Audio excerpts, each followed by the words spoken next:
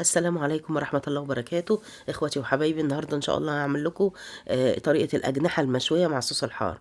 هنجيب بولة ونحط فيها معلقة صلصة من برطمان. بعد كده نحط حبة توم صغيرين كده مدقوقين، و3 معالق زيت، معلقة عسل أبيض صغيرة عشان تديله اللون الحلو، والتوابل بقى ملح وفلفل أسمر وبابريكا وكاري وشطة. بنحط بقى التوابل وبنقلبها حلو. معلش صوتي تعبان شوية، عندي برد، ادعولي بقى.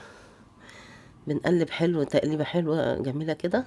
بعد كده بنجيب الاجنحه، ده كيلو اجنحه، بنعين منه الحته اللي على الطرف دي، ونغسل الاجنحه كويس قوي زي ما حضراتكم شايفين كده زي الفل. بنقلبها في التتبيله الحلوه دي زي ما حضراتكم شايفين كده.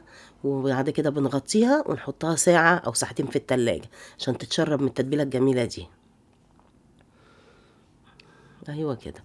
بعد كده بنجيب صينيه ندهنها زيت، بنكون مولعين الفرن، يبقى فرن حامي. بنرص بقى ايه، بنطلع الاجنحه زي ما حضراتكم شايفين كده بعد ساعه، ونقلبها كده نحطها في الصينيه. شايفين لون التتبيله جميل ازاي، اتشربت بقى وبقت تمام. نحط بقى الاجنحه وبقيه الصوص بنحطه عليها، بقيه التتبيله بنحطها فوقيه عشان بقى تديله.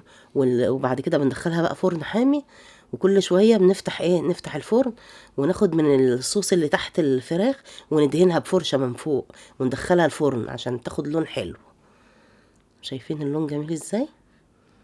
بتعملها من تحت الاول بعدين من فوق من الشوايه عشان تاخد لون حلو. بعد كده استوت وبقت جميله، بنبتدي نرصها بقى جنبها الصوص الحار اللي حضراتكم بتحبوه. وارجو ان الفيديو ان شاء الله يعجبكم باذن الله، وتاكلوا كده بالهنا والشفا. والسلام عليكم ورحمه الله وبركاته.